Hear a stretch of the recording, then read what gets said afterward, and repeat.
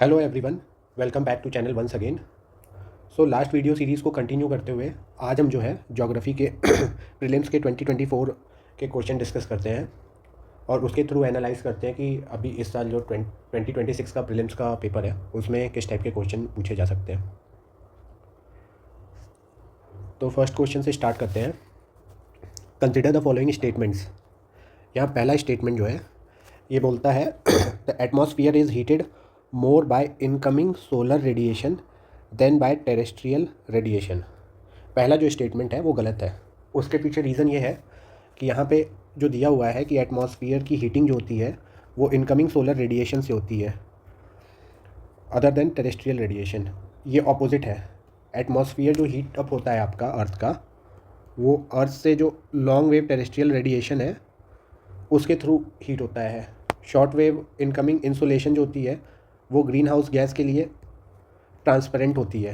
तो सूरज से गर्मी तो अर्थ पे आती है, बाकी जब लॉन्ग वेव रेडिएशन के फॉर्म में वापस से रिफ्लेक्ट बैक होती है तो जो ग्रीन हाउस गैसेज होते हैं वो उनको एब्जॉर्व करते हैं। तो पहला वाला स्टेटमेंट तो आपका यहाँ पे गड़बड़ है। अब दूसरे स्टेटमेंट को देखते हैं। Carbon dioxide and other greenhouse gases in the atmosphere are good absorber of long wave radiation. तो यही मैं आपको एक्सप्लेन कर रहा था कि जो शॉर्ट वेव रेडिएशन होती हैं वो बहुत हॉट बॉडीज़ से एमिट होती हैं और लॉन्ग वेव रेडिएशन जो है वो रिलेटिवली कोल्डर बॉडी से एमिट होती है।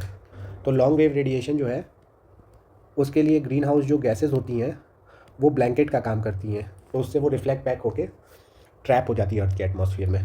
तो दूसरा जो स्टेटमेंट है वो सही है। तो इसका जो करेक्ट आंसर होगा वो statement 1 is incorrect but statement 2 is correct, D होगा। अब इस क्वेश्चन से आप 4-5 क्वेश्चन फ्यूचर का तैयार कर सकते हो।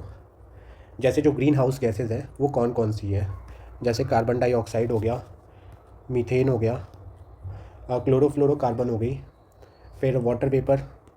तो इनकी प्रॉपर्टीज़ क्या है, इनका एमिशन किससे होता है, फिर इनका परसेंटेज क्या है एटमॉस्फेयर में, फिर किस ग्रीन हाउस गैस का कितना पोटेंशियल है हीट ट्रैप करने का। जैसे क्लोरोफ्लोरोकार्बन और ये सब जो है या मीथेन है उसका पोटेंशियल बहुत ज़्यादा हाई है, उनका लाइफ स्पैन भी अर्थ के एटमॉस्फेयर में काफ़ी ज़्यादा होता है। तो इस तरीके से आप चार्ट और टेबल देख लेना, क्योंकि वहाँ से भी बहुत क्वेश्चन पूछे जाते हैं। सेकंड क्वेश्चन देखते हैं आप। Consider the following statement. पहला जो है यहाँ पे स्टेटमेंट बोल रहा है thickness of the troposphere at the equator is much greater as compare to poles. ये स्टेटमेंट सही है। सेकंड स्टेटमेंट जो कह रहा है at the equator heat is transported to greater height by strong conventional current. ये स्टेटमेंट भी सही है। अब ये स्टेटमेंट में ये बोल रहा है कि अर्थ पे जो इक्वेटोरियल एरिया है वहाँ ट्रोपोस्फियर की हाइट और पोलर एरिया में ट्रोपोस्फियर की हाइट उसके बारे में पूछ रहा है। तो यहाँ पे जो है ट्रोपोस्फियर का हाइट या थिकनेस वो ज़्यादा है। एनसीईआरटी आप पढ़ोगे तो उसमें दिया है कि इक्वेटर के साइड में जो हाइट है ट्रोपोस्फियर की वो 16 to 18 किलोमीटर्स है अप्रॉक्स। वही पोलर एरिया की बात करें तो वहाँ पे जो हाइट है आपकी 7 to 8 किलोमीटर्स है अप्रॉक्स। वही मिड लैटिट्यूड की बात करें तो ट्रोपोस्फियर की हाइट जो है वो 10 to 12 किलोमीटर्स है। तो ऐसा क्यों है? क्योंकि इक्वेटोरियल एरिया में ना आपका सनलाइट ज़्यादा रिसीव होती है, उसके वजह से एटमॉस्फेयर काफ़ी ज़्यादा हीटअप होता है और कन्वेक्शनल करंट मतलब फॉर्म होती है, जिसकी वजह से ट्रोपोस्फियर की जो हाइट है इक्वेटर के एरिया में ज़्यादा होती है एज़ कम्पेयर टू पोल। और पोलर एरिया में क्या है आपका ज़्यादातर लैंड मास जो है वो आइस से कवर है, वहाँ इवापोरेशन भी कम होता है और सनलाइट से जो इंसुलेशन आती है आपकी सनलाइट जो रिसीव होती है वो भी कम मिलती है as compare to equatorial area, अरे इक्वेटर वाले एरिया। तो इसका जो करेक्ट आंसर होगा वो होगा both statement 1 and statement 2 are correct and statement second explain the statement 1। तो इसका करेक्ट आंसर ए हो जाएगा। अब इस क्वेश्चन के थ्रू आप मल्टीपल और नए क्वेश्चन प्रिपेयर कर सकते हो। जैसे कि जो ट्रोपोस्फियर है उसमें कौन कौन सी एक्टिविटीज़ होती हैं, जैसे मैक्सिमम जो आपका एटमॉस्फियर है वो कौन से एरिया में अवेलेबल है, क्लाउड का फॉर्मेशन कौन से एरिया में होता है, रेनफॉल, स्टॉर्म्स, विंड्स, ये सब किधर फॉर्म होती है। तो ये ट्रोपोस्फियर में ज़्यादातर फॉर्म होती है, तो देख लेना। फिर ट्रोपोस्फियर के बाद आपका स्ट्रेटोस्फियर आता है। तो स्ट्रेटोस्फियर में आपका ओजोन लेयर होता है जो कि यूवी रेज़ को एब्जॉर्व करता है। इसकी हाइट कितनी होती है, फिर टेम्परेचर इंक्रीज़ होता है कि डिक्रीज़ होता है स्ट्रेटोस्फियर में जैसे जैसे हम एल्टीट्यूड गेन करते हैं। फिर उसके बाद आपका मेसोस्फियर आता है, तो इसकी हाइट, इसमें क्या क्या एक्टिविटी होती है। इसका रेंज क्या है, जैसे 50 से 80 किलोमीटर्स। ऐसे ही फिर थर्मोस्फियर फियर और फिर एग्जॉस्फियर, ये सारे जो हैं आपके अलग अलग लेयर्स, इन पांचों लेयर्स का एक डायग्राम दिया है एनसीईआरटी में, वो आप देख लेना। और किस लेयर में क्या क्या चीज़ें हो रही हैं उससे यूपीएससी बार बार क्वेश्चन रेस करता है, तो वो आप तैयार कर लेना, क्योंकि ये बहुत इंपॉर्टेंट एरिया है, मतलब one of the favourite area UPSC का। अब नेक्स्ट क्वेश्चन पे चलते हैं। Consider the followings. पहला है पायरोक्लास्टिक डेब्रीज, दूसरा ऐश एंड डस्ट, तीसरा नाइट्रोजन कंपाउंड्स, चौथा sulphur compound. How many of the above are product of volcanic eruptions. अब ये फैक्ट बेस्ड क्वेश्चन है, बट इसमें आप इंटेलिजेंट स्मार्ट गैस भी कर सकते हो। अब जैसे वॉल्केनो का इरप्शन जब होता है तो उसमें से बहुत सारी गैसेस निकलती है, तो जैसे साइंस टेक में all of the above answer correct होता है, वैसे यहाँ पे ये बात कर रहा है पायरोक्लास्टिक डेब्रीज के बारे में। तो जो डेंस मटेरियल होता है वॉल्केनो से निकलता है उसी को पायरोक्लास्टिक डेब्रीज बोलते हैं। तो पहला वाला तो सही है। ऐश एंड डस्ट, आप न्यूज़ में देखे होंगे, जब भी वॉल्केनो कहीं इरप्ट होता है तो बहुत सारा लावा, मैग्मा और उसके साथ ऐश और डस्ट पार्टिकल एमिट होते हैं वॉल्केनो से, तो दूसरा वाला भी सही है। नाइट्रोजन कंपाउंड, तो ये भी सही है। और सल्फ़र कंपाउंड और फिर कार्बन मोनोऑक्साइड, कार्बन डाइऑक्साइड, इस टाइप की जो तमाम गैसें हैं ये वॉल्केनो से एमिट होती हैं। तो इसका जो करेक्ट आंसर होगा वो डी होगा, ऑल फोर। अब इस क्वेश्चन को आप देख के एनसीईआरटी का जो चैप्टर है वॉल्केनो वाला, उसमें आप बहुत सारे जो डायग्राम दिए हैं, ख़ास तौर से अलग अलग टाइप के वॉल्केनोज़, वो देख लेना। फिर यूपीएससी का फेवरेट एरिया है कि कौन सा, किसका एसिडिक लावा होता है, किसका बेसिक लावा होता है। फिर वॉल्केनोज जो होते हैं उसमें किसकी फ्लूइडिटी ज़्यादा होती है, किसकी फ्लूइडिटी कम होती है। फिर कौन सा एक्सप्लोसिव होता है, वॉल्केनो का शेप, ये सब जो है इधर से क्वेश्चन बहुत फ्रेम होते हैं, तो ये सब चीज़ें आप देख लेना। फिर इंडिया के कॉन्टेक्स्ट में एक ही एक्टिव वॉल्केनो है, तो उसका लोकेशन देख लेना, नेम देख लेना, और फिर एक्टिव और डोरमेंट वॉल्केनो में क्या डिफरेंस है ये देख लेना। तो ये सब चीज़ों से क्वेश्चन बहुत पूछे जाते हैं, कॉम्पोजिशन उसके मटेरियल का, वो सब देख लेना। अब नेक्स्ट क्वेश्चन देखते हैं।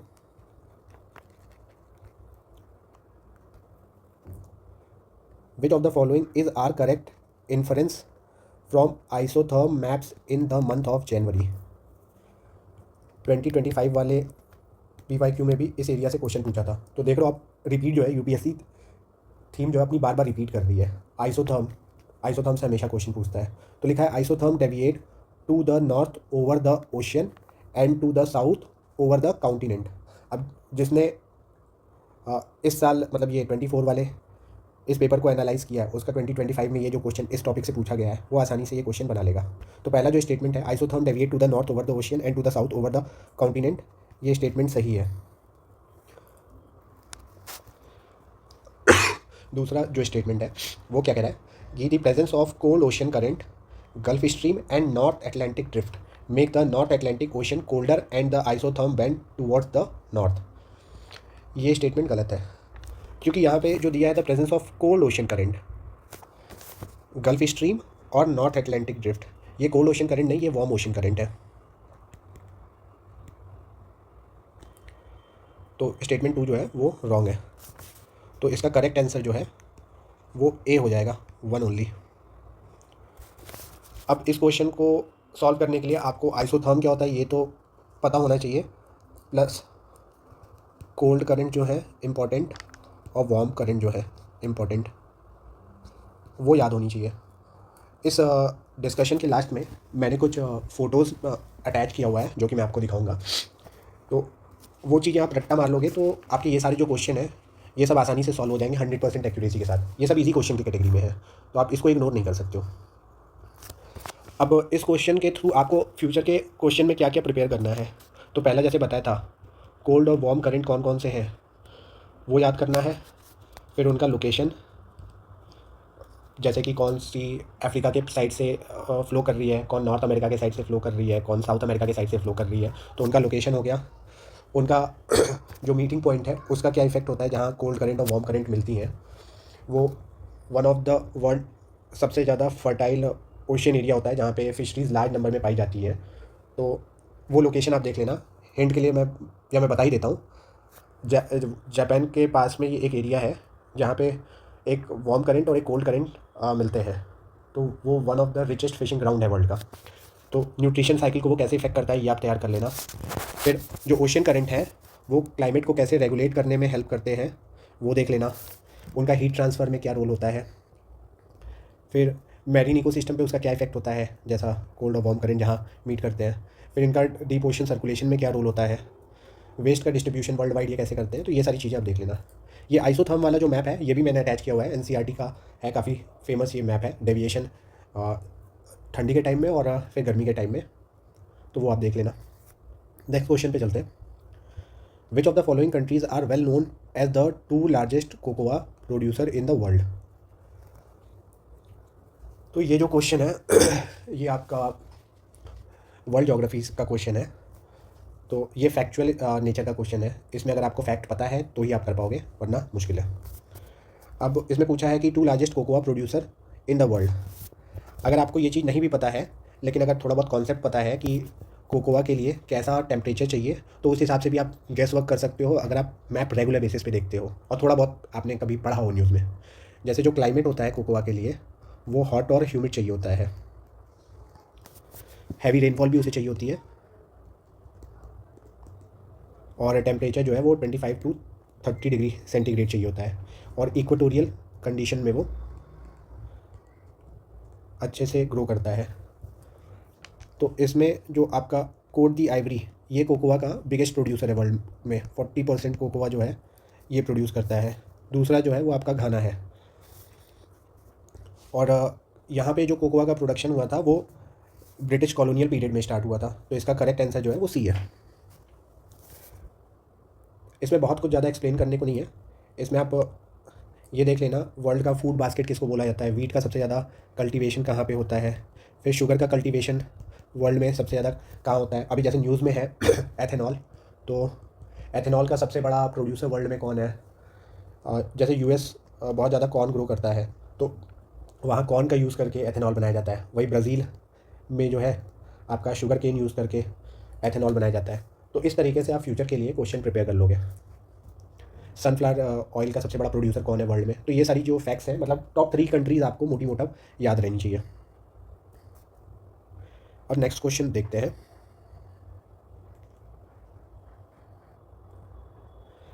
With reference to the Himalayan river joining the Ganga downstream of Prayagraj from west to east, which of the following sequence is correct. अब ये जो है ये आपका एनसीईआरटी में दिया हुआ है। ये आपकी गंगा की लेफ्ट और राइट बैंक ट्रिब्यूटरी अगर आपको याद है तो ये क्वेश्चन आप इजीली बना लोगे। यहाँ पे पूछा है with reference to Himalayan river joining the Ganga downstream of Prayagraj from west to east, which of the following sequence is correct. तो ये गंगा के लेफ्ट बैंक के बारे में बात कर रहा है। अब आपको एक कन्फ्यूज़न होगा कि लेफ़्ट बैंक और राइट बैंक कैसे पहचानेंगे। तो जैसे ये रिवर का फ्लो करने का डायरेक्शन है, तो ये आपका राइट बैंक हो गया, ये लेफ़्ट बैंक हो गया। अब इसमें हम लोग जैसे मेमोनिक्स बना के याद करते हैं लेफ़्ट बैंक और राइट बैंक ट्रिब्यूटरी गंगा की। तो इसमें मेमोनिक्स हम लोग ने जो लेफ़्ट बैंक गंगा की है उसका मेमोनिक्स बनाया था रिलायंस 3G का मालिक, रिलायंस 3G का मालिक। तो आर से रामगंगा हो गया। अब 3G से गोमती, घग्गर, गंडक, और फिर के से कोसी और एम से महानदी। तो ये आपकी लेफ़्ट बैंक ट्रिब्यूटरी हो गई गंगा की। तो यहाँ पे इसी के बारे में पूछ रहा है कि विच of the following sequence is correct. तो इसमें गोमती, घग्गर, गंडक, कोसी ये सही सीक्वेंस है, तो इसका करेक्ट आंसर जो है वो बी हो जाएगा।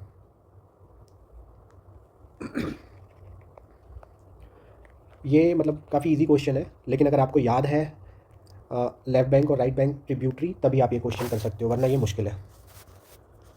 अब इस क्वेश्चन से रिलेटेड और भी क्वेश्चन पूछे जा सकते हैं। जैसे आपका अभी यहाँ पे लेफ़्ट बैंक के बारे में पूछा था, अब राइट बैंक जो ट्रिब्यूटरीज़ हैं वो आपको याद होनी चाहिए। वो कौन कौन सी है। तो यमुना है, फिर तमसा है, फिर सोन है, फिर पुनपुन है, फिर दामोदर है। तो गंगा की लेफ़्ट बैंक और राइट बैंक ट्रिब्यूटरी जो है वो आपको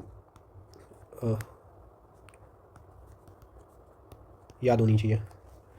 अब ऐसे ही जो इंडिया की मेजर रिवर है, जैसे ब्रह्मपुत्र हो गई, इंडस हो गई, उसकी लेफ़्ट बैंक और राइट बैंक ट्रिब्यूटरीज आप लोग याद कर लेना, क्योंकि वहाँ से मोस्टली क्वेश्चन पूछा जाता है। फिर रिवर में और भी है, जैसे कैचमेंट एरिया हो गया, या ट्रिब्यूटरीज या डिस्ट्रीब्यूटरीज रिवर की, या जो इम्पोर्टेंट टाउन्स हैं नियर मेजर रिवर, उससे क्वेश्चन पूछा जाता है। कोई इंडस्ट्रियल टाउन हो गया, तो वो सबसे बार बार क्वेश्चन यूपीएससी पूछती है, तो वो आप अच्छे से प्रिपेयर कर लेना, ताकि ये सब क्वेश्चन आपके हर हाल में कन्वर्ट हो ही मार्क्स में। ये अगर आप मिस कर रहे हो तो फिर आप रेस से बाहर हो। नेक्स्ट क्वेश्चन पे चलते हैं।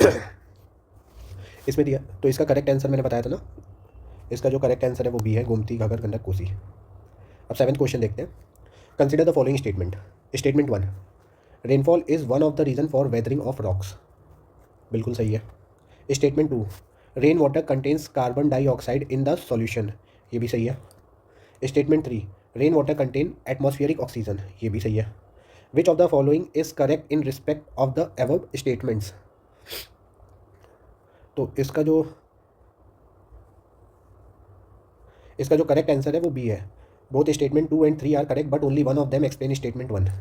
इसके पीछे का रीज़न ये है कि जब भी आप किसी भी स्टैंडर्ड बुक में आप पढ़ोगे तो रेनफॉल से वेदरिंग होता है रॉक का, ये तो हर जगह दिया हुआ है। Rain water contain carbon dioxide in solution, ये भी दिया हुआ है। तीसरा स्टेटमेंट जो है, rain water contain atmospheric oxygen, ये भी सही है, लेकिन ये जगह जगह मेंशन नहीं है। और कार्बन डाइऑक्साइड जो है ये रेन वाटर को एसिडिक बना देता है, उसी से जो रॉक की वेदरिंग है वो होती है।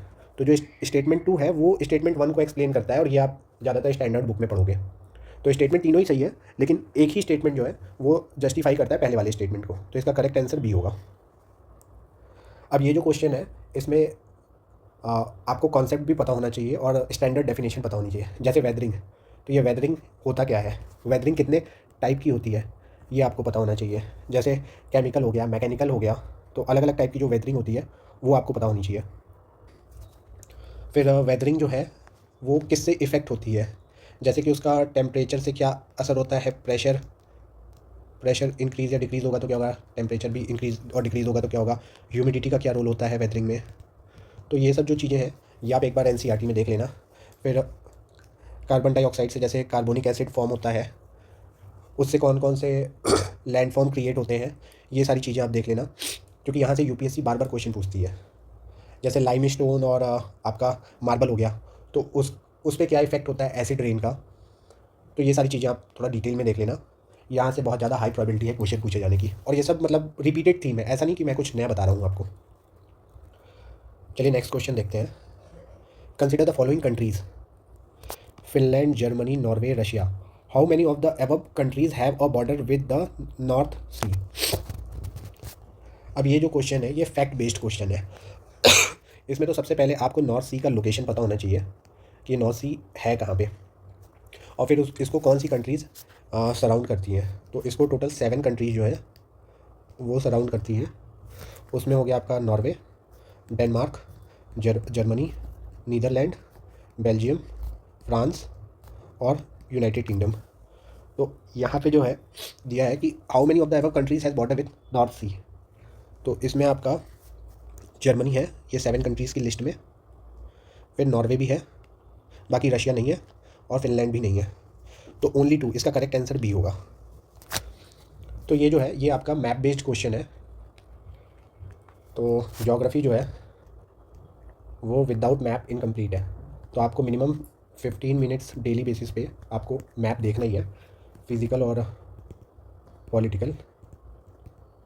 और उसमें फिर आप जो इम्पोर्टेंट सी है, लेक है, वो देख लेना कि उनका लोकेशन कहाँ है, कौन सी कंट्रीज़ उस पर लाई करती है, कोई इंपॉर्टेंट टाउन है तो वो सब देख लेना। अभी जैसे करंट में वॉर चल रही है, तो मेडिटेरेनियन सी, कैस्पियन सी, रेड सी, ये सब जो है ये सब काफ़ी इंपॉर्टेंट हो जाता है। जो मिडिल ईस्ट वाला एरिया है वो काफ़ी ज़्यादा न्यूज़ में है, तो वहाँ पे जो इंपॉर्टेंट स्ट्रेट्स आपके हो गए, जैसे स्ट्रेट्स ऑफ हॉर्मुज़, ये सब, gulf of Aden, gulf of Panama, ये सब आप देख लेना, क्योंकि यहाँ से बार बार यूपीएससी क्वेश्चन पूछती है। मिडिल ईस्ट में जैसे गोलन हाइट और इजराइल वाला जो एरिया है, डिस्प्यूटेड एरिया, वहाँ से बार बार क्वेश्चन पूछा जाता है, तो वो सब आप प्रिपेयर कर लेना, क्योंकि उसकी प्रोबेबिलिटी काफ़ी ज़्यादा है कि 2 महीने में जो आपका पेपर होगा वहाँ से यूपीएससी क्वेश्चन पूछे ही पूछे। चलिए नेक्स्ट क्वेश्चन देखते हैं अपना। Consider the following information: waterfall, region, river.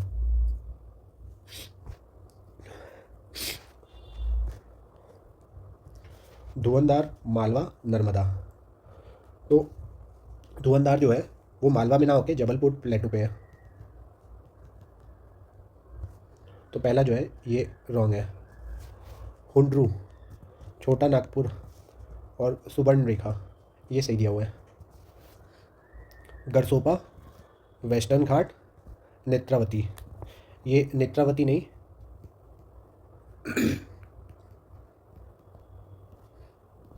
Shravati river पे है। तो जो तीसरा है ये भी गलत दिया हुआ है। तो how many of the above row in the given information is correctly match.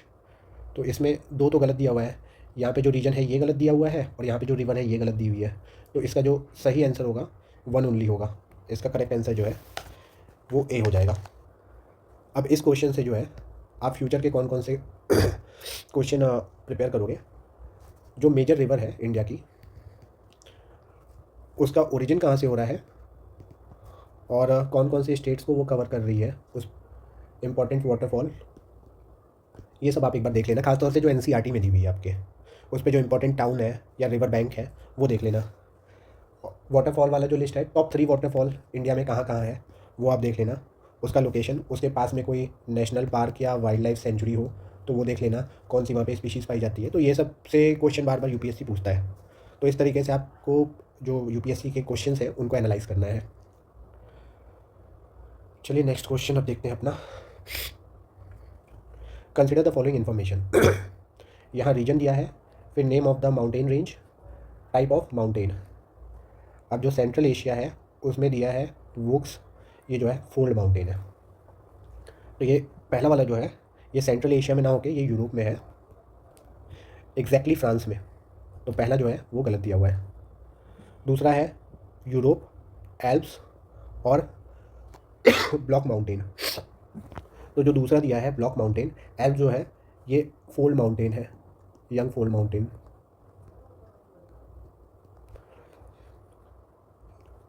तीसरा है North America, Appalachian fold mountain, ये सही दिया है। South America, Andes fold mountain, ये भी सही दिया है। तो लिखा है in how many of the above rows is the given information correctly match. तो इसका करेक्ट आंसर ओनली 2 होगा। तो जैसे आपने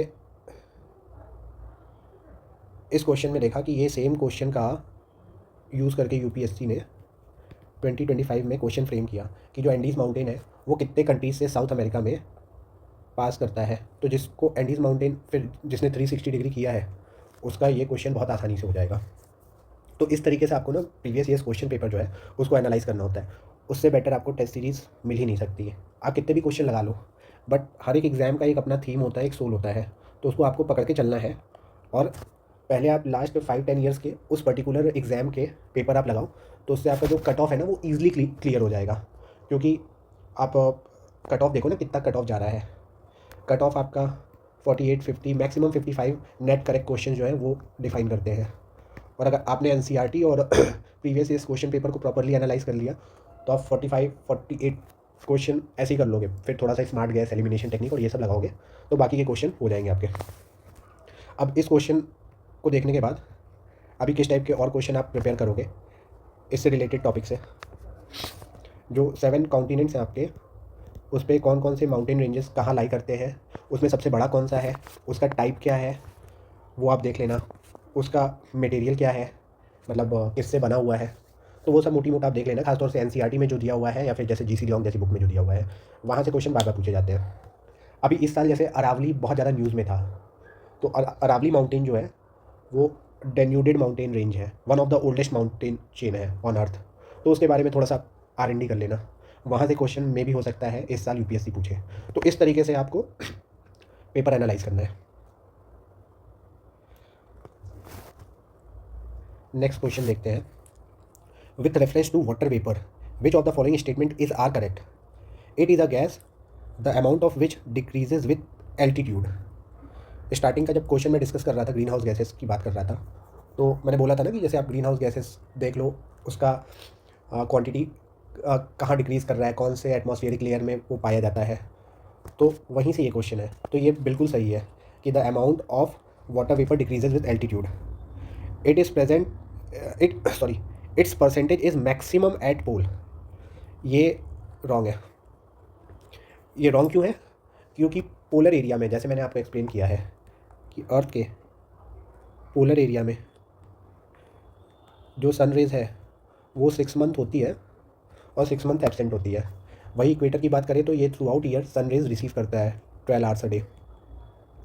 तो यहाँ पे इवापोरेशन भी ईजिली होता नहीं है, क्योंकि यहाँ पे आइस होती है और एल्बिडो वाला एक कॉन्सेप्ट है किसी भी मटेरियल की रिफ्लेक्टिविटी। तो आइस की रिफ्लेक्टिविटी बहुत ज़्यादा होती है, तो यहाँ पे इवापोरेशन बहुत कम होता है। तो जो दूसरा स्टेटमेंट है its percentage is maximum at pole, वो रॉन्ग है, क्योंकि जब इवापोरेशन होगा ही नहीं तो उसका परसेंटेज मैक्सिमम कहाँ से होगा पोल पे। अगर ये सब चीज़ें आपको नहीं भी पता है तो थोड़ा सा आप स्मार्ट वर्क कर सकते हो यहाँ पे। जैसे कि ठंडियों के टाइम में ड्राइनेस बहुत ज़्यादा होती है और कोल्ड एयर की जो वाटर होल्डिंग कैपेसिटी होती है वो हमेशा कम होती है एज़ कम्पेयर टू ड्राई और हॉट विंड। आपकी हॉट विंड जितनी ज़्यादा गर्म होगी उसकी वाटर होल्डिंग कैपेसिटी उतनी हाई होगी। तो पोलर एरिया तो आपका ऑलरेडी बहुत ठंडा होता है, तो उसकी वाटर होल्डिंग कैपेसिटी कम होगी, तो एटमॉस्फेयर में जो वाटर वेपर का कंटेंट होगा वो बहुत कम होगा। तो इस तरीके से भी आप इस क्वेश्चन को सॉल्व कर सकते हो। अगर आपको कॉन्सेप्ट नहीं भी पता है एल्बिडो वाला या सनलाइट वाला, तो भी ये क्वेश्चन ईजिली सॉल्व हो सकता है। तो इसका जो करेक्ट आंसर होगा वो होगा 1 ओनली।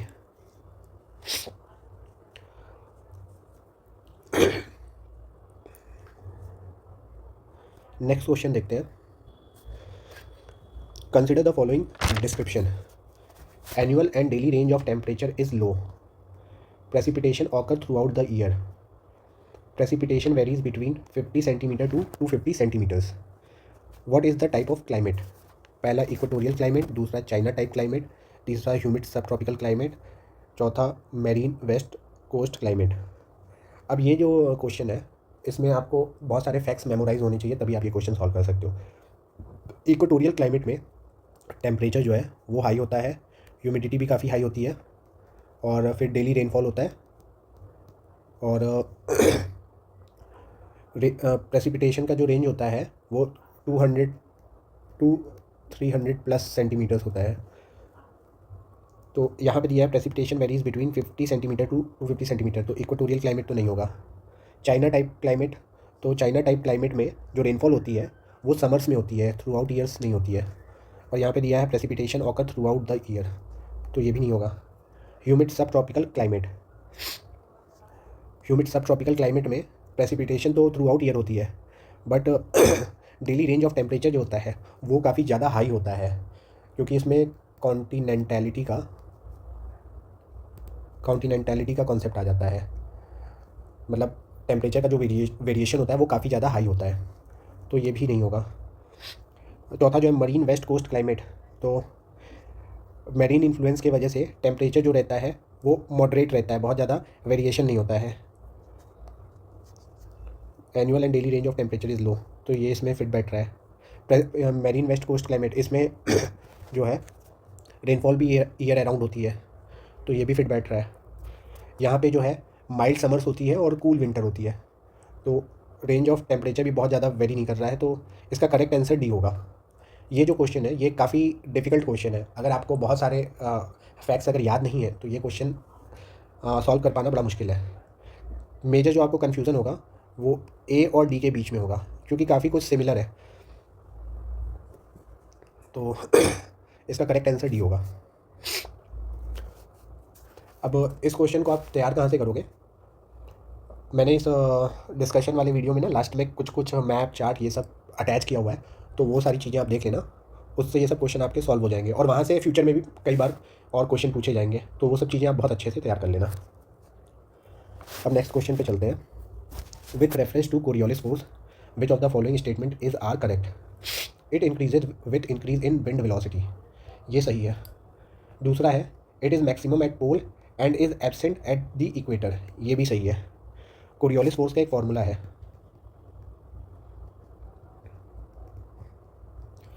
तो जैसे जैसे विंड की वेलोसिटी इंक्रीज़ होगी कोरियोलिस फोर्स इंक्रीज़ करेगा। और ये जो है maximum at pole and absent at equator, तो साइन 0 डिग्री इक्वल टू 0 होता है, तो इक्वेटर पे कोरियोलिस फोर्स 0 आपका होता है, तो ये भी सही है। तो इसका करेक्ट आंसर जो होगा वो होगा बोथ 1 एंड 2। ये भी इजी क्वेश्चन है, एनसीईआरटी में दिया हुआ है। आपकी एनसीईआरटी की बुक आप अच्छे से पढ़ लोगे तो उससे ये क्वेश्चन आपका सॉल्व हो जाएगा। अब इस क्वेश्चन को एनालाइज करके फ्यूचर के क्वेश्चंस के लिए आप कैसे प्रिपेयर करोगे।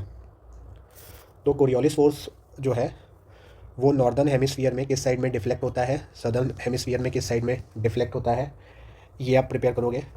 फिर प्रेशर ग्रेडियंट फोर्स क्या होता है वो तैयार करोगे। फिर कोरियोलिस फोर्स पे जैसे वो कॉन्टिनेंट्स के ऊपर क्या इफेक्ट आता है, मतलब फ्रिक्शन फोर्स उस पर कैसे काम करता है, उसका साइक्लोन के फॉर्मेशन में क्या रोल होता है। तो ये सब जो चीज़ें हैं ये आप प्रिपेयर करोगे, क्योंकि यहाँ से बार बार क्वेश्चन पूछे जाते हैं। जियोस्ट्रॉफिक विंड क्या हो गया, किसे बोलते हैं, फिर ये हॉरिजॉन्टल प्रेशर ग्रेडियंट क्या होता है। तो ये सारी चीज़ें आप एनसीईआरटी से प्रिपेयर कर लेना, क्योंकि ये सब चीज़ें ना बार बार यूपीएससी पूछता है, ये रिपीटेड थीम है, तो ये आपका ईजिली हो जाएगा। नेक्स्ट क्वेश्चन देखते हैं। On June 21 every year which of the following latitude experience a sunlight of more than 12 hours. अब ये जो क्वेश्चन है ये आपका जीसी लियोंग से सॉल्व हो जाएगा, काफ़ी इजी क्वेश्चन है। इक्वेटर पे मैंने बताया जैसे 12 hours through out year sunlight receive होती है, तो यहाँ पूछ रहा है मोर देन 12 आवर्स, तो इक्वेटर एलिमिनेट हो जाएगा। ट्रॉपिक ऑफ कैंसर ये 12 आवर्स प्लस सनलाइट रिसीव करता है, ये सही है। ट्रॉपिक ऑफ कैप्रिकॉर्न ये लेस देन 12 आवर रिसीव करता है sunlight during summer solstice. Arctic circle ये 6 मंथ सनलाइट रिसीव करता है समर सॉलिस्टिक में ये। तो ट्रॉपिक ऑफ कैंसर ये रिसीव करता है और आर्कटिक सर्कल। तो select the correct answer using the code given below. तो इसमें 2 एंड 4 इसका करेक्ट आंसर डी हो जाएगा। तो ये काफ़ी इजी क्वेश्चन था, डायरेक्टली पूछा हुआ था जीसी लियोंग में, जो डायग्राम है और 1-2 पेज में दिया हुआ है उसको आप पढ़ोगे तो ईजिली आपका प्रिपेयर हो जाएगा। ऐसे ही 21 जून का ये पूछा है, वैसे ही 21 दिसंबर का आप खुद से प्रिपेयर करना, कौन सा एरिया 12 आवर सनलाइट रिसीव करता है, कौन सा नहीं करता है। इस टाइप से आप मल्टीपल क्वेश्चन प्रिपेयर कर लेना। बाकी मैं आपको इस पर लास्ट में दिखा दूंगा डायग्राम कहाँ से ये सब क्वेश्चन पूछे गए हुए हैं। नेक्स्ट क्वेश्चन देखते हैं। Which of the following region has the world largest tropical peatland which hold about 3 years worth of global carbon emissions from fossil fuels and the possible destruction of which can exert detrimental effect on the global climate. Which one of the following denotes that region? Amazon basin, Congo basin, Kikori basin, Rio de la Plata basin. तो अब ये जो question है इसका correct answer जो है ये Congo basin है। ये आपका न्यूज़ में था लेकिन काफ़ी पुराना, 2017 में इसकी डिस्कवरी हुई थी। इंटरनेशनल रिसर्च जो है उन्होंने डिस्कवर किया था कि ये approx 1,45,000 square kilometre democratic Republic of Congo में एक एरिया है जो कि 30 billion tons of carbon dioxide जो है वो स्टोर कर रहा है। ये आपका इक्विवेलेंट हो जाता है 3 years जो आपका ग्लोबल एमिशन है उसके इक्विवेलेंट। तो ये तो फैक्ट बेस्ड है, मुश्किल है इसको सॉल्व करना, या तो आपको आता है या तो नहीं आता है। तो चलते हैं।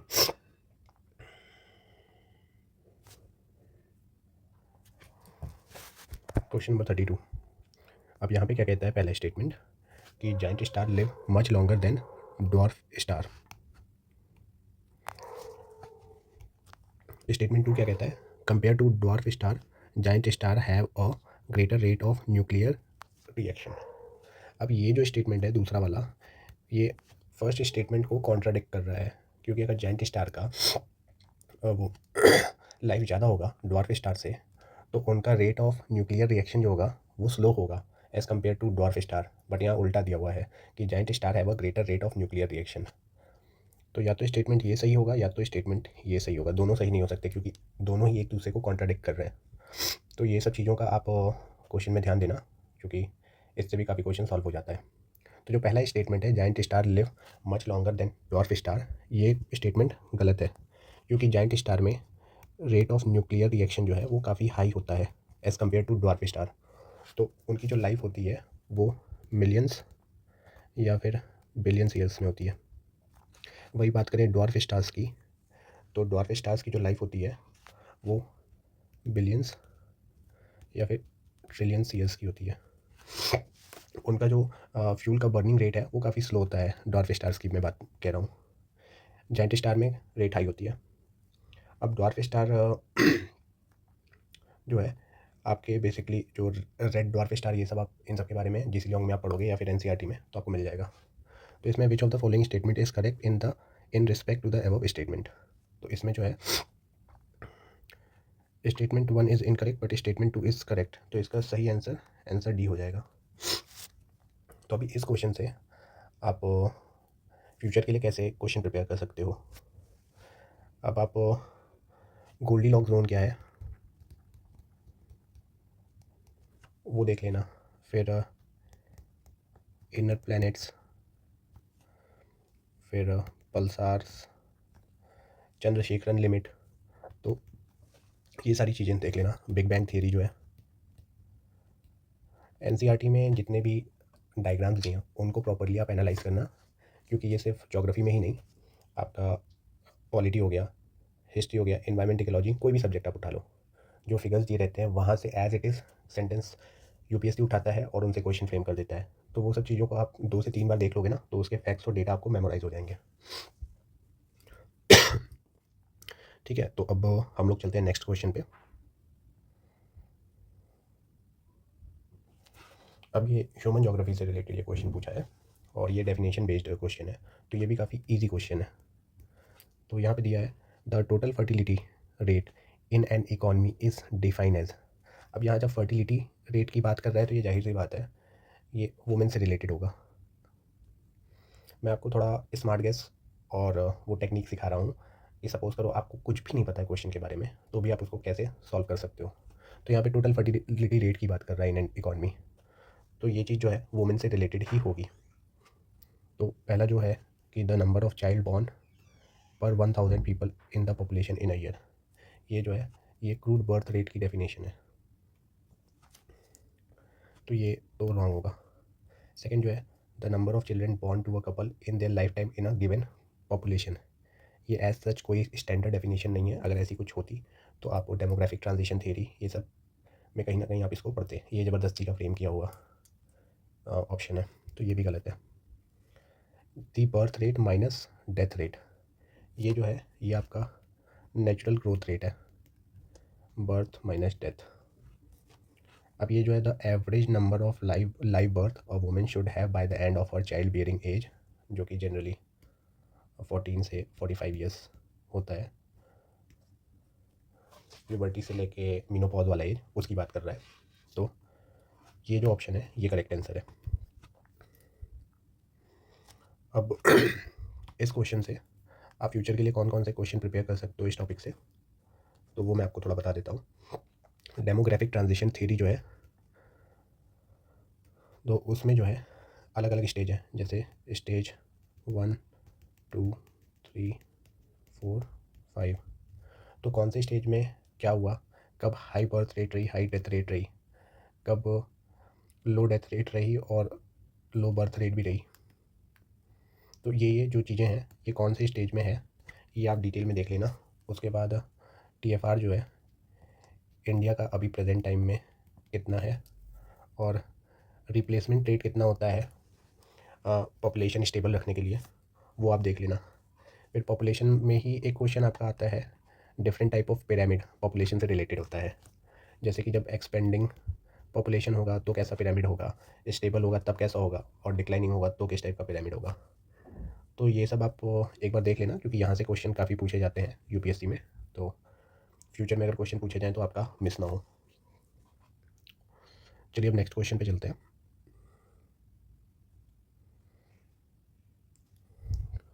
With reference to sector of Indian economy consider the following pairs. यहाँ पे इकोनॉमिक एक्टिविटीज़ दी हुई हैं और यहाँ पे सेक्टर, किस सेक्टर से क्या रिलेटेड है। तो पहला है स्टोरेज ऑफ एग्रीकल्चरल प्रोड्यूस, ये रही है सेकेंडरी सेक्टर। ये जो है ये गड़बड़ है, ये सेकेंडरी नहीं, ये टर्शरी सेक्टर से रिलेटेड है। डेयरी फार्म डेयरी फार्म जो है वो प्राइमरी सेक्टर से रिलेटेड है, ये सही दिया हुआ है।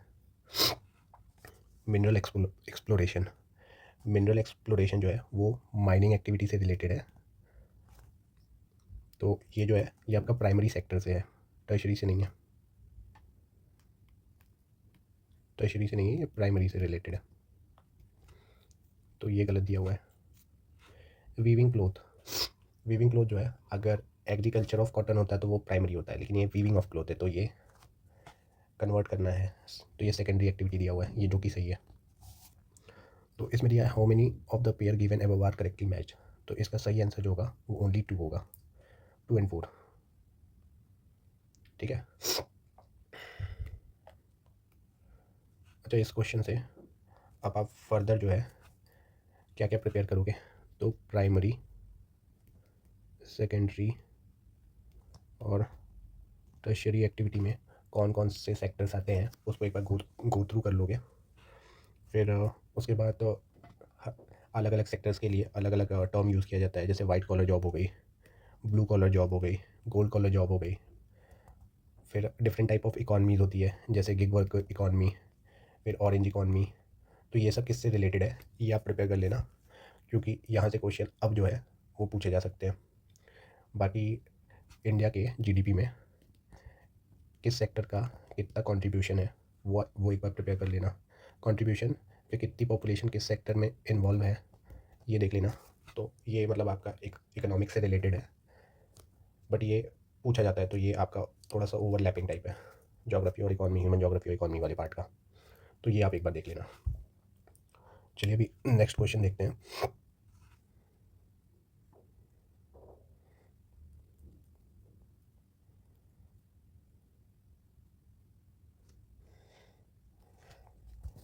Question number 79। ये भी जो क्वेश्चन है ये मैप बेस्ड क्वेश्चन है, वही 15 मिनट मैप जो डेली देखता होगा और एनालाइज करता होगा उसका ये क्वेश्चन बड़े ही आसानी से बन जाएगा। क्वेश्चन क्या है, the longest border between any 2 countries in the world is between. अब यहाँ पे डिफरेंट डिफरेंट कंट्रीज दी हैं, वो लॉन्गेस्ट बॉर्डर यहाँ पे बताना है इन सब में किस कंट्रीज़ के बीच में। तो पहला दिया है Canada and the United states of America, दूसरा है चिली एंड अर्जेंटीना, तीसरा है चाइना एंड इंडिया, चौथा दिया है कजाकिस्तान एंड रशियन फेडरेशन। अभी एरिया वाइज आप कंट्रीज़ देखोगे तो इंडिया 7th नंबर पे, और इंडिया से पहले जो 6 कंट्री हैं वो कौन कौन से हैं, तो पहला तो रशिया है, दूसरा कनाडा है, तीसरा चाइना है, चौथा यूएस है, पांचवा ब्राज़ील है, छठा ऑस्ट्रेलिया है और सातवां अपना इंडिया है। तो यहाँ पे जो कंट्रीज़ दी हुई हैं इसमें कनाडा जो कि 2nd नंबर का है और यूएस जो कि 4th नंबर का है। चाइना की बात करें तो चाइना जो है 3rd नंबर पे है, वही इंडिया 7th नंबर पे है। इसका मुझे नहीं पता कौन से नंबर पे है। तो मैप अगर आपको ध्यान में है तो ये क्वेश्चन सॉल्व हो जाएगा, अगर मैप नहीं भी ध्यान में है तो अगर ये डेटा अगर आपको मेमोराइज्ड है तो भी आप ये क्वेश्चन सॉल्व करोगे कि ये 2 कंट्रीज़ काफ़ी बड़ी हैं, 2nd और 4th नंबर पे आती हैं। तो जो लॉन्गेस्ट बॉर्डर होगा ये वो इन्हीं 2 कंट्री के बीच में होगा। तो ये क्वेश्चन जो है ऐसे सॉल्व किया जा सकता है। अच्छा, ये previous years question paper discuss करने का मेरा ये मतलब नहीं है कि मुझे आपको आंसर बताना है। आंसर तो आप XYZ किसी भी वेबसाइट पे जाके देख सकते हो। मेरा मेन पर्पज़ यही है कि कैसे आपको लिमिटेड इन्फॉर्मेशन को भी यूज़ करके ज़्यादा से ज़्यादा क्वेश्चन सही करने हैं, क्योंकि आउट ऑफ 100 क्वेश्चन ना शॉर्ट आप 35 to 40 क्वेश्चन एट मैक्स जानते होगे 100% श्योरिटी के साथ। बाकी के क्वेश्चन में आपके पास लिमिटेड इन्फॉर्मेशन रहेगी और आपको smart technique, intelligence gas work और एलिमिनेशन टेक्निक, ये सब ही टेक्निक यूज़ करके बाकी के क्वेश्चन सॉल्व करने होंगे। तो इस क्वेश्चन के थ्रू अब फ्यूचर में जो क्वेश्चन पूछे जाएंगे वो आप क्या क्या प्रिपेयर करोगे वो मैं थोड़ा सा बता देता हूँ आपको। इंडिया की जो नेबरिंग कंट्रीज़ हैं उसमें सबसे बड़ा बॉर्डर किस कंट्री के साथ लगता है ये देख लेना। लॉन्गेस्ट टू शॉर्टेस्ट कितनी नेबरिंग कंट्रीज़ आती हैं ये प्रिपेयर कर लेना। फिर जो बॉर्डर है इंडिया का पाकिस्तान के साथ जो है उसको क्या बोलते हैं, चाइना के साथ जो है उसको क्या बोलते हैं, LAC और LOC में क्या डिफरेंस है ये आप देख लेना। फिर UPSC का कुछ फेवरेट टॉपिक है जैसे 38th पैरेलल लाइन, तो वो किसके किसके बीच में है, जैसे कि नॉर्थ कोरिया और साउथ कोरिया के बीच में है। 49th पैरेलल लाइन आपका यूएस और कनाडा के बीच में है। रेडक्लिफ लाइन, मैकमोहन लाइन, ऐसे ऐसे करके मैगिनॉट लाइन जैसे फ्रांस और जर्मनी के बीच में है। तो ये सारी चीज़ें आप प्रिपेयर कर लेना। मैं सारी वीडियो जब आपके साथ डिस्कस कर लूँगा या मे बी नेक्स्ट वीडियो में डाल दूँगा इंपॉर्टेंट टॉपिक थीम वाइज, और वो सारे ही सब्जेक्ट के होंगे, वो एक बार आप देख लेना। ऑलमोस्ट 70 to 80% पेपर उन्हीं थीम से पूछा जाता है। आपका polity, geography, economics, history, environment ecology, science tech, सारे ही सब्जेक्ट का मैं बता दूंगा। तो आप वो थीम वाइज वैसे एनालाइज कर लेना। ऐसे तो मैं वीडियो डालता रहूँगा बीच बीच में, बाकी जिनको अभी पेपर देना है अगले 2 महीने में, उनके लिए मैं इतना कर दूँगा। चलिए अभी नेक्स्ट क्वेश्चन देखते हैं अपना।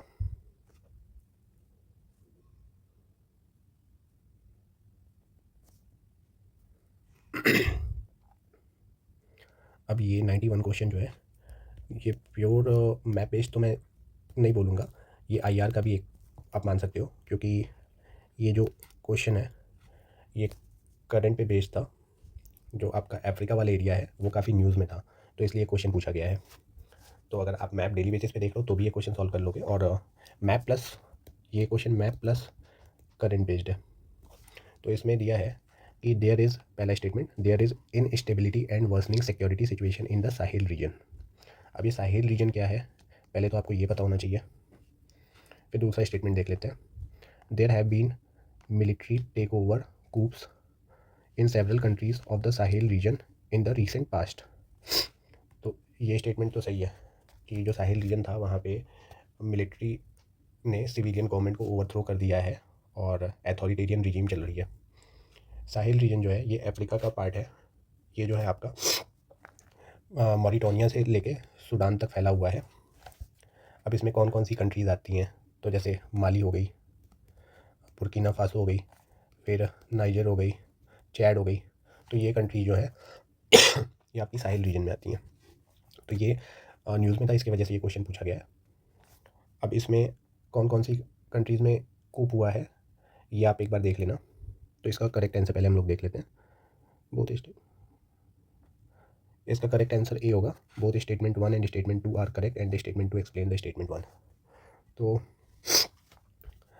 ये इसको मैं थोड़ा सा एक्सप्लेन कर देता हूँ कि यहाँ पे कूप क्यों हुआ था। ये जो एरिया है यहाँ पे बहुत ज़्यादा जो टेररिस्ट ऑर्गेनाइजेशन है वो एक्टिव है, जैसे कि आपका अलकायदा हो गया या फिर आईएसआई हो गया। तो आईएसआई सॉरी आईएसआई जो भी है, मैं कंफ्यूज हो जाता हूँ उसमें थोड़ा। फिर यहाँ पे एथनिक कॉन्फ्लिक्ट हो रहे हैं काफ़ी सारे, तो वो हो गया। फिर यहाँ की जो गवर्नमेंट है वो काफ़ी वीक है, और फिर पावर्टी भी यहाँ पे ज़्यादा है। यहाँ पे ग्लोबल वार्मिंग का इम्पैक्ट काफ़ी है, ख़ासतौर से डेजर्टिफिकेशन की प्रॉब्लम है यहाँ पे। तो ये सब मल्टीपल रीज़न है जिसकी वजह से इस एरिया में इनस्टेबिलिटी है और मिलिट्री टेक ओवर हुआ है। जैसे कि माली में 2020 में और 21 के अराउंड में हुआ था। बुर्किना फासो की बात करें तो ये 2022 में हुआ था, और नाइजर में 2023 में हुआ था।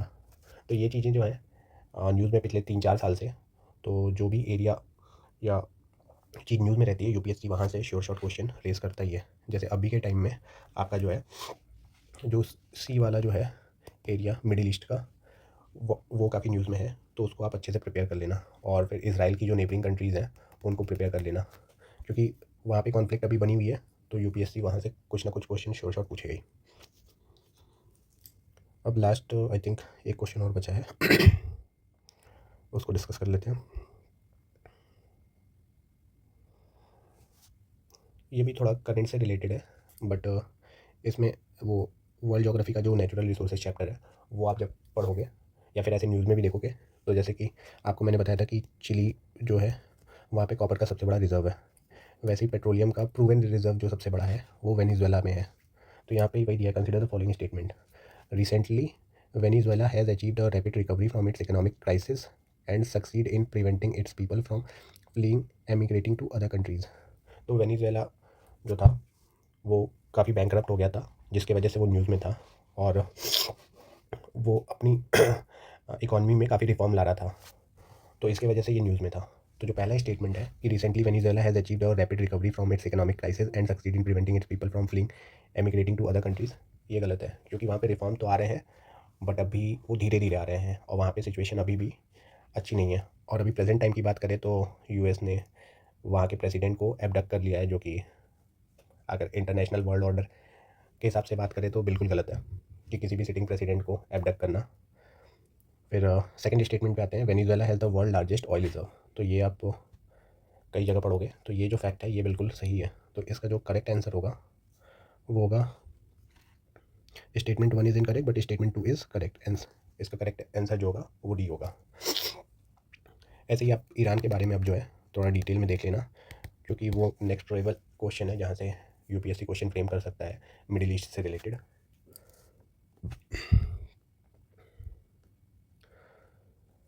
अब मैं कुछ फिगर्स आपके साथ शेयर कर रहा हूँ। ये जैसे जीसी लियोंग से मैंने लिया था, तो ये ये जो डायग्राम इस टाइप के दिए हुए हैं, इनको आप थोड़ा सा डिटेल में देख लेना। यहाँ से भी क्वेश्चन पूछे जाते हैं। जैसे इन 4 प्लैनेट को इनर प्लैनेट बोलते हैं, इनको आउटर प्लैनेट बोलते हैं। अब प्लूटो को क्यों बाहर कर दिया गया था प्लैनेट की डेफिनेशन से, तो उसके पीछे क्या क्या क्राइटेरिया थी वो आप देख लेना। फिर एस्टेरॉयड बेल्ट कहाँ पे लाई करती है वो देख लेना। तो ये सब जो है पहले तो बहुत क्वेश्चन पूछे जाते थे, लेकिन यूपीएससी का है हर 2-4 साल में गूगली डालता है, तो ये आप देख लेना। फिर जैसा कि इस बार जो क्वेश्चन पूछा हुआ था वो आप इस डायग्राम को अगर अच्छे से समझे हो, क्वेश्चन पूछा था 21 जून से रिलेटेड। तो सन की पोजीशन कहाँ पे है और विंटर सॉल्स्टिस में सन की पोजीशन कहाँ पे होती है। तो ये डायग्राम आप अगर अच्छे से समझ गए तो इससे रिलेटेड जितने भी क्वेश्चन आएंगे वो आसानी से सॉल्व हो जाएंगे।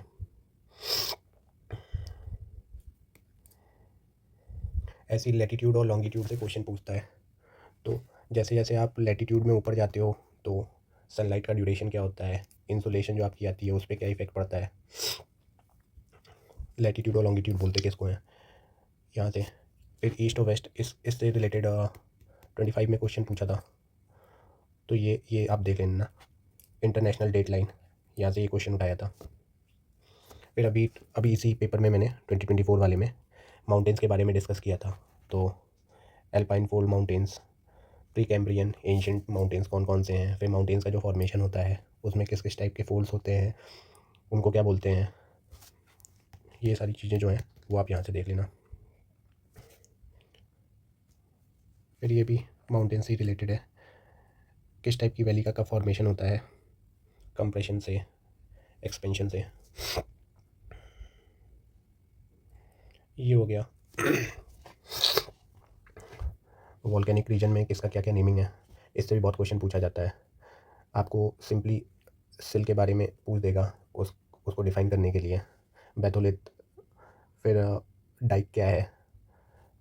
तो ये सब आप पुराने पेपर देखोगे तो आपको समझ में आ जाएगा कि क्या क्या इंपॉर्टेंट चीज़ है, कहाँ से क्या पढ़ना है, क्या स्किप करना है। ऐसे ये आ गया लैंड फॉर्म में। ये आपका जो मैं बता रहा था वार्म करेंट्स और कोल्ड करेंट्स, कौन सी वार्म करंट है कौन सी कोल्ड करंट है। ये वर्ल्ड का बेस्ट फिशिंग ग्राउंड एरिया है।